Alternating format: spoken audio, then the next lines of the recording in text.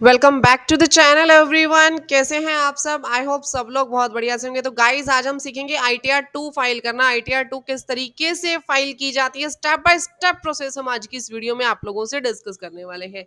सबसे पहले तो देखिए आपको क्या करना है, incometax.gov.in पे आ जाना है। यहाँ आने के बाद आप अपनी यहाँ पे यूजर आईडी डालेंगे, देन कंटिन्यू पे क्लिक करेंगे और उसके बाद अपना पासवर्ड एंटर करके कंटिन्यू कर देंगे। Clear everyone? ये करने के बाद आपके पास इस तरीके का एक डैशबोर्ड जो है वो ओपन हो जाएगा। मैं ऑलरेडी लॉगिन कर चुकी हूँ। यहाँ पे आपने क्या करना है, देखिए ई फाइल पे जाना है। ई फाइल में जाके income tax return then file income tax return, ध्यान से सुनिए। E file income tax return then file income tax return. File income tax return पे मैंने क्लिक कर दिया। क्लिक करने के बाद आपके पास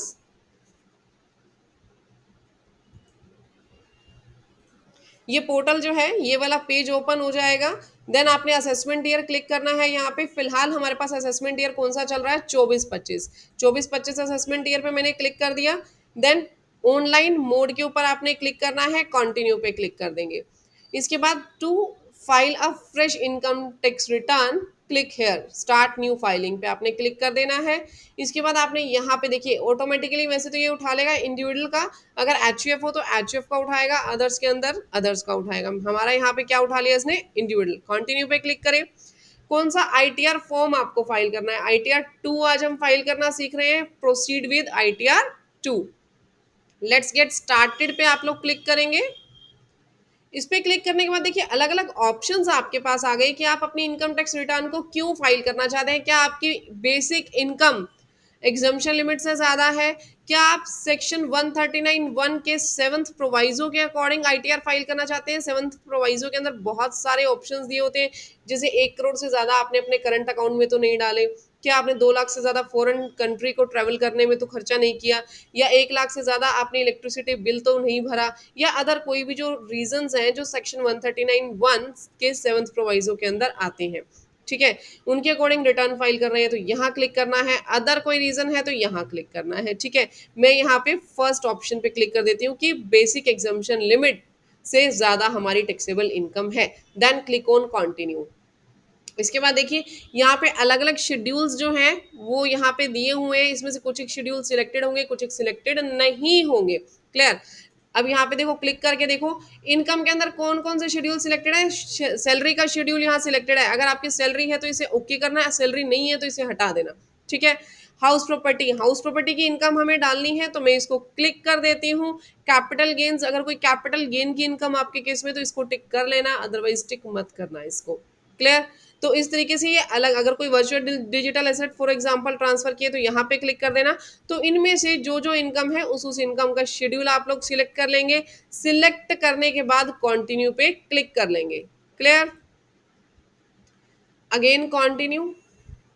उसके बाद कह रहे हैं क्या आप जो आपका डिफॉल्ट टैक्स रिजीम है 24-25 उसके अकॉर्डिंग आप आईटीआर फाइल कर रहे हैं, क्या आप ऑप्ट आउट करना चाहते हैं न्यू टैक्स रिजीम में? देखिए ध्यान रखिएगा, जो फिलहाल हमारे पास एक डिफॉल्ट टैक्स रिजीम है वो कौन सा है, न्यू टैक्स रिजीम। अगर न्यू से आप ओल्ड में जाना चाहते हैं तो यहाँ पे यस कीजिएगा, ओल्ड में नहीं जाना है तो नो पे क्लिक रहने दीजिएगा। ठीक है, कंटिन्यू पे क्लिक करेंगे।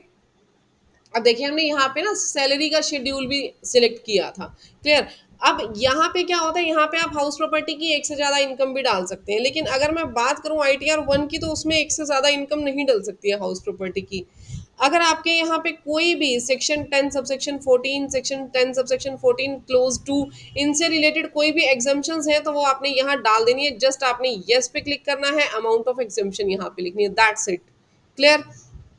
अगर आपके केस में कोई एग्जाम्पशन है तो आप डालेंगे, अदरवाइज नो कर देंगे। कंटिन्यू पे क्लिक करेंगे। इसके बाद जो भी डिडक्शंस हैं आपकी 80CC डी की 2 की डिडक्शन यहाँ आ जाएगी, 80TT ए की डिडक्शन यहाँ आ जाएगी, TTB की यहाँ आ जाएगी। जो जो डिडक्शंस हैं वो डिडक्शंस आप अपनी एंटर कीजिए, कंटिन्यू पे क्लिक कीजिए। अब ये कह रहे हैं आईटीआर के अंदर प्री फिल्ड डाटा आ जाएगा आपके 26AS से और AIS TIS से, इन दोनों से प्री फिल्ड डाटा ऑटोमेटिकली आपके यहाँ पे एंटर हो जाएगा। तो ओके पे क्लिक कर देंगे। नेक्स्ट देखिए जनरल इंफॉर्मेशन, जनरल इंफॉर्मेशन पे क्लिक कीजिए। जनरल इंफॉर्मेशन आपके यहाँ पे जो भी है उसे आप एक बार चेक कर लेना, कॉन्टेक्ट डिटेल्स चेक कर लेना, फाइलिंग स्टेटस आप अपना चेक कर लेना। रेजिडेंशियल स्टेटस रेजिडेंट डाल दीजिए। रेजिडेंट डालने की जो अलग अलग आपको कंडीशंस दे रखी हैं, क्या है आप 182 दिन से ज़्यादा थे इंडिया में, या आप लास्ट ईयर 60 दिन से ज़्यादा थे, और पिछले 4 सालों में 365 दिन से ज़्यादा थे। ये जो कंडीशंस है, इन कंडीशंस में जो आपके ऊपर एप्लीकेबल हो वो सिलेक्ट कर लें। ऑलमोस्ट पर्सन के ऊपर ये वाली कंडीशन एप्लीकेबल होगी, that you were in India for 182 days और more during the previous year, यानी पिछले साल में 182 दिन से ज़्यादा आप इंडिया में रहे हैं। ठीक है। 115H का बेनिफिट आप क्लेम करना चाहते हैं तो यस कीजिए, अदरवाइज नो पे क्लिक कर देंगे। क्या आप डायरेक्टर हैं किसी कंपनी में? अगर हैं तो यस कीजिएगा, अदरवाइज नो। आपके पास किसी कंपनी के अनलिस्टेड शेयर हैं? अगर हैं तो यस कीजिए, अदरवाइज नो पे क्लिक कर दीजिए। ठीक है, देन कंफर्म। अच्छा, एफपीआई का हमारा रह गया।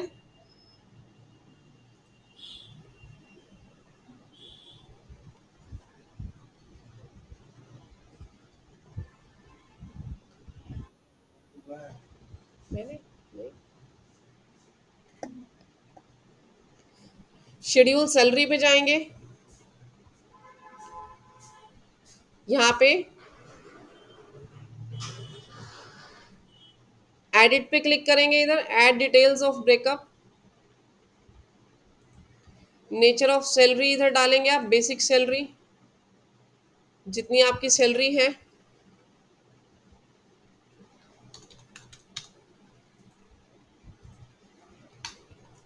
ये हमने सैलरी यहाँ एंटर कर दी। कोई परक्विजिट है तो वो आप डाल दीजिए यहाँ पे।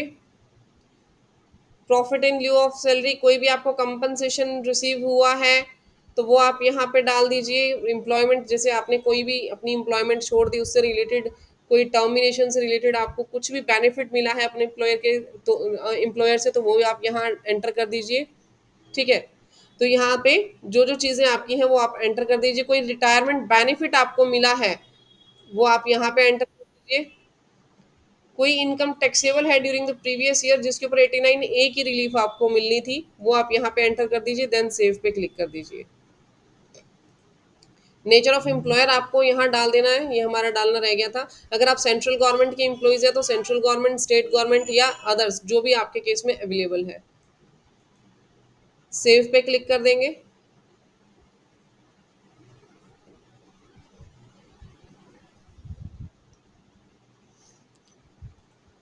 कंफर्म कर देंगे। After that schedule of house property हमारे पास आ गया। यहाँ ऐड डिटेल्स पे जाएंगे। आपने एड्रेस डाल देना है अपनी प्रॉपर्टी का, जो भी आपका एड्रेस है। मैं रेंडमली कोई भी एड्रेस डाल रही हूँ यहाँ पे।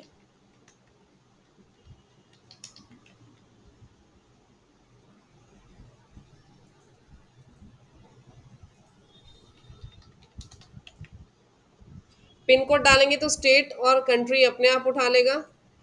ओनर ऑफ प्रॉपर्टी, जैसे मैं कह रही हूँ कि ओनर ऑफ प्रॉपर्टी के अंदर सेल्फ ऑक्यूपाइड प्रॉपर्टी है, ये सेल्फ, आप खुद ओनर हैं। क्या ये प्रॉपर्टी को ओन्ड है? आपका इसके साथ कोई और भी मालिक है? No. Type of house property, क्या आपने खुद इसको अपने पास ले रखी, यानी आप खुद इसको सेल्फ ऑक्यूपाइड कर रहे हैं या आगे किसी को रेंट पे दी हुई है? लेट आउट डाल देती हूँ मैं यहाँ पे।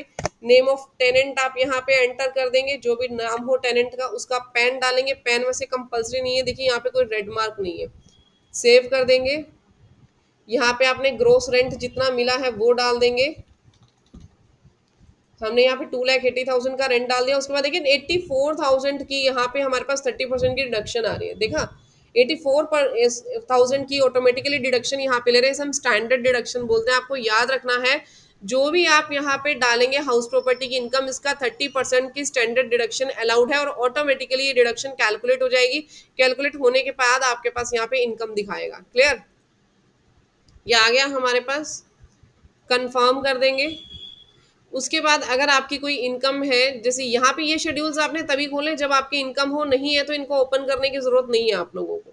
जैसे अदर सोर्सेज है, अदर सोर्सेज की अगर आपकी कोई इनकम है तो आप इसे क्लिक करेंगे और यहाँ पे अदर सोर्सेज की इनकम एंटर कर देंगे। जैसे कोई भी इंटरेस्ट आपको मिला, कोई भी अदर कमीशन आपको मिला। क्लियर? यहाँ पे इंटरेस्ट ऑटोमेटिकली देख ली 2090 आ रहा है। ये 2090 मैंने नहीं लिखा, ये इसके AIS से ऑटोमेटिकली आया है। क्लियर? अगर इससे ज्यादा है या कम है तो आप यहाँ पे क्लिक करके उसको चेंज कर भी सकते हैं। ये देखिए ये आपके पास आया है ऑटोमेटिकली। एडिट करना हो या अदर भी एडिट करना हो तो आपका ये ऐड हो जाएगा। इस पे क्लिक करेंगे, यहाँ से एडिट भी हो जाएगा कि बाय चांस इसमें कम दिखा रहा हो, आपका ज़्यादा हो, तो आप यहाँ पे एडिट करके उसको ज़्यादा कर देना। क्लियर? अगर कोई स्पेशल रेट की आपकी इनकम है तो यहाँ पे आपकी डल जाएगी। तो अदर सोर्सेज से रिलेटेड जैसे कोई रेस सोर्स की इनकम है, कोई भी अदर सोर्सेज की इनकम हो, वो आपको यहाँ पे डाल देनी है। कंफर्म पे क्लिक कर देंगे हम। अदर हमारी ऐसी कोई इनकम नहीं है इस केस में, ठीक है। तो हम जाएंगे कंप्यूटेशन ऑफ टोटल इनकम पे।